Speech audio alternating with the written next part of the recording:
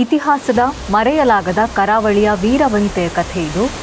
16ನೆಯ ಶತಮಾನದ ಭಾರತದ ಪಶ್ಚಿಮ ಕರಾವಳಿಯಲ್ಲಿ ಒಬ್ಬಳು ರಾಣಿ ಇದ್ಲು. ಇತಿಹಾಸ ಅವಳನ್ನ ಅಭಯ ರಾಣಿ ಅಂತ ನೆನ್ಪಿಟ್ಕೊಂಡಿದೆ. ಅವಳೇ ಉಳ್ಳಾಲದ ರಾಣಿ ಅಬ್ಬಕ್ಕ ಚೌಟ. ಉಳ್ಳಾಲ ಮಂಗಳೂರಿನ ದಕ್ಷಿಣಕ್ಕೆ ಇರೋ ಒಂದು ಪ್ರಮುಖ ಬಂದರು ಪ್ರದೇಶ. ಅರಬ್ಬಿ ಸಮುದ್ರದ ಮೂಲಕ ನಡೆಯೋ ಸಾಂಬಾರ ಪದಾರ್ಥಗಳ ವ್ಯಾಪಾರಕ್ಕೆ ಇದು ಕೇಂದ್ರವಾಗಿತ್ತು. ಪೋರ್ಚುಗೀಸರು ಗೋವಾವನ್ನು ಗೆದ್ದ ಮೇಲೆ ಅವರ ಕಣ್ಣು ಬಿದ್ದಿದ್ದು ದಕ್ಷಿಣ ಕರಾವಳಿ ತೀರದ ಮೇಲೆ. ಅವ್ರಿಗೆ ಬೇಕಾಗಿದ್ದು ಈ ಭಾಗದ ಕಾಳು ಮೆಣಸು ಮತ್ತು ಅಕ್ಕಿ.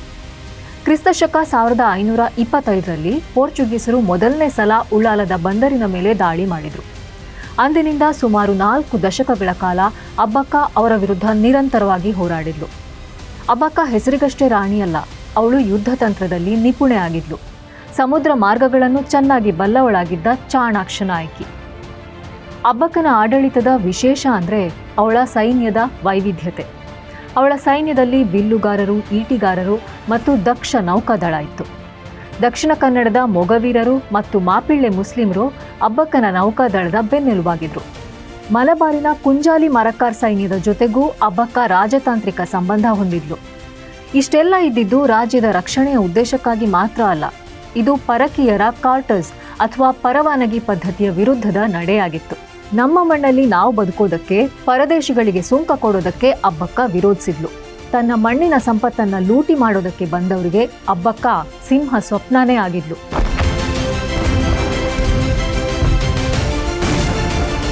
ಸಾವಿರದ 567ರಲ್ಲಿ ಪೋರ್ಚುಗೀಸ್ ಜನರಲ್ ಉಳ್ಳಾಲದ ಮೇಲೆ ಭಾರೀ ದಾಳಿ ಮಾಡ್ದ.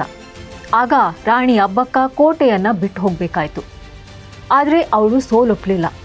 ಅದೇ ರಾತ್ರಿ 200 ಜನ ವೀರ ಸೈನಿಕರ ದಂಡಿನ ಜೊತೆ ಮುನ್ನುಗ್ಗಿದ್ಲು. ಅವಳ ಇನ್ನೊಂದಷ್ಟು ಜನ ಸೈನಿಕರು ತೆಪ್ಪಗಳ ಮೂಲಕ ಶತ್ರು ಹಡಗುಗಳ ಹತ್ರ ಹೋಗಿ ಬೆಂಕಿ ಹಚ್ಚಿದ್ರು.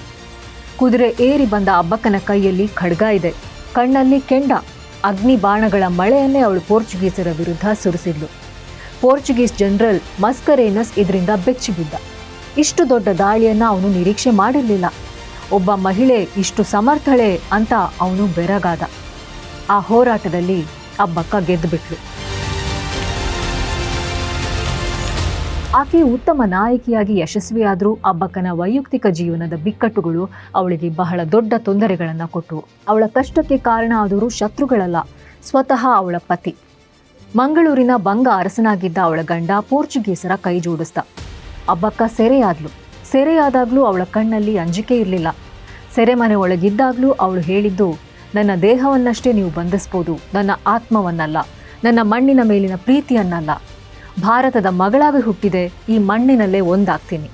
ಒಬ್ಬ ಅಬ್ಬಕ್ಕ ಹೋದರೆ ಏನಾಯಿತು, ನನ್ನ ನಂತರವೂ ಸಾವಿರಾರು ಅಬ್ಬಕ್ಕರು ಏಳ್ತಾರೆ ಅಂತ ಗುಡುಗಿದ್ಲು. ಅದು ತನ್ನ ನೆಲದ ಮೇಲೆ ಅವಳಿಗಿದ್ದ ಅಭಿಮಾನ ಮತ್ತು ಗರ್ವ. ಹಾಗಾಗಿ ಅವಳನ್ನು ಕರಾವಳಿಯ ಮಣ್ಣು ಸದಾ ನೆನ್ಪಿಟ್ಕೊಳ್ಳುತ್ತೆ. ಕೇವಲ ಪ್ರತಿಮೆಯಲ್ಲಿ ಮಾತ್ರ ಅಲ್ಲ, ಕರಾವಳಿಯ ಸಂಸ್ಕೃತಿ, ಜನಪದ, ಉತ್ಸವಗಳಲ್ಲಿ ಅವಳು ಜೀವಂತವಾಗಿದ್ದಾಳೆ. ಅಭಯ ರಾಣಿ ಅನ್ನಿಸ್ಕೊಂಡಿದ್ದಾಳೆ. ತಾಯ್ನಾಡಿನ ಮೇಲಿನ ಪ್ರೀತಿ, ಮಣ್ಣಿನ ಮೇಲಿನ, ನುಡಿಯ ಮೇಲಿನ ಪ್ರೀತಿಗೆ ಹೆಸರು ಅಬ್ಬಕ್ಕ ಅಂತ ಹೇಳಿದ್ರೆ ತಪ್ಪಾಗಲ್ಲ ಅಲ್ವಾ? ಎಂಥ ದಿಟ್ಟೆ! ಅಬ್ಬಕ್ಕ ಕುರಿತು ನಿಮಗೆ ಇನ್ನೇನು ಗೊತ್ತು ಅನ್ನೋದನ್ನು ಶೇರ್ ಮಾಡಿ. ಈ ಕಥೆ ಇಷ್ಟ ಆಯಿತು ಅಂದರೆ ಲೈಕ್ ಮಾಡಿ. ಇನ್ನಷ್ಟು ಕತೆ ಕೇಳೋದಕ್ಕೆ ಟೇಲ್ಸ್ ವಿತ್ ರಶ್ಮಿ ಯೂಟ್ಯೂಬ್ ಚಾನಲ್ನ ಫಾಲೋ ಮಾಡ್ತಾ ಇರಿ.